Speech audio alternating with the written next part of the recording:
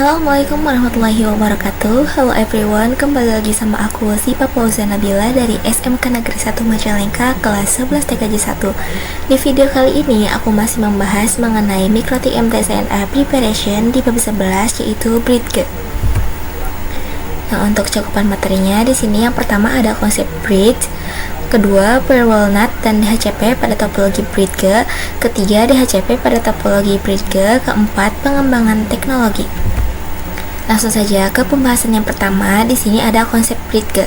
Bridge adalah menggabungkan beberapa interface menjadi satu interface virtual dengan kategori satu segmen jaringan, teman-teman. Nah, kita bisa lihat gambar di sini, teman-teman. Di sini terdapat sebuah router mikrotik di mana kita ketahui bahwasanya router itu berfungsi untuk menghubungkan antar network yang berbeda. Misal, untuk yang PC1 memiliki network 10.10.10.0/24, sedangkan untuk PC2 di sini untuk networknya 10.20.20.0/24, teman-teman.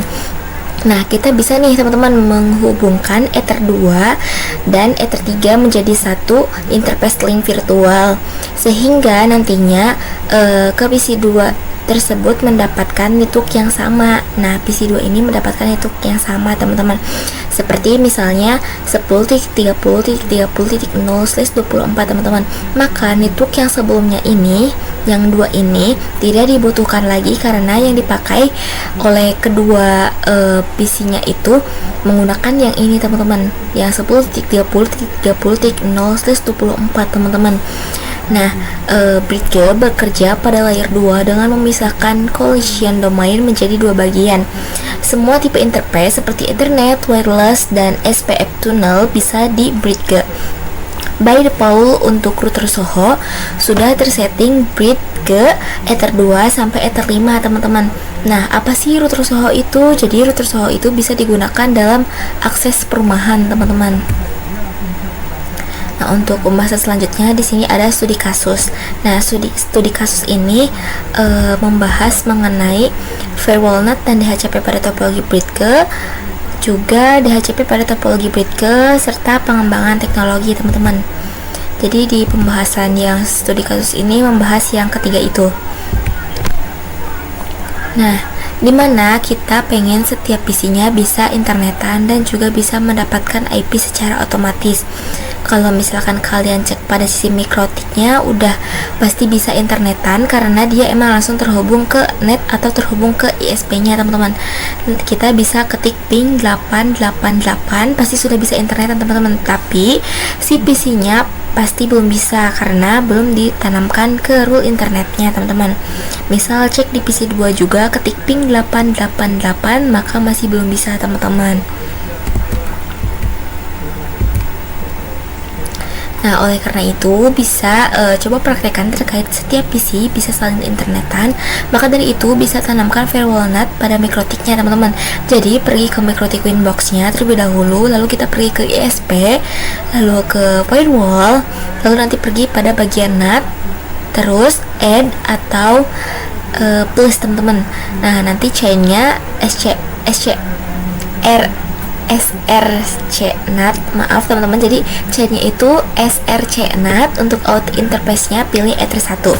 Kemudian untuk actionnya mesh query karena ingin bisa akses ke internet menggunakan IP yang didapatkan dari ISP-nya, teman-teman. Setelah itu teman-teman bisa apply dan oke. Lakukan pengujian di setiap PC-nya dengan mengetikkan ping 88 seperti ini, teman-teman. Nah, tapi belum bisa ping google.com domainnya. Karena apa? Karena pada bagian DNS-nya belum kita isikan pada salah satu IP Google-nya. Jadi kita bisa ketik show IP seperti ini. Lalu kita ketik IP DNS 888, teman-teman.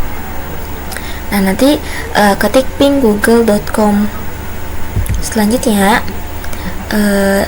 kemudian aku pengen si IP PC1 dan IP PC2 itu yang didapatkan adalah IP otomatis. Jadi kita bisa pergi ke mikrotik, lalu konfigurasi di DHCP server, lalu kita pergi ke IP, lalu ke DHCP servernya, teman-teman. Pilih DHCP setup nantinya. Nah seperti ini DHCP stop. Lalu nanti untuk headernya pilih bridge ke DLAN, yaitu interface yang sudah kalian buat, karena kan nantinya ingin men-share IP DHCP ke lokal kita, dan lokal kita terhubung ke interface bridge ke teman-teman. Nah nanti bridge ke DLAN untuk interface-nya pokoknya yang kita punya atau kita buat. Lalu setelah itu klik next, lalu next aja nantinya. Oke. Lakukan pengujian di PC 1 terlebih dahulu.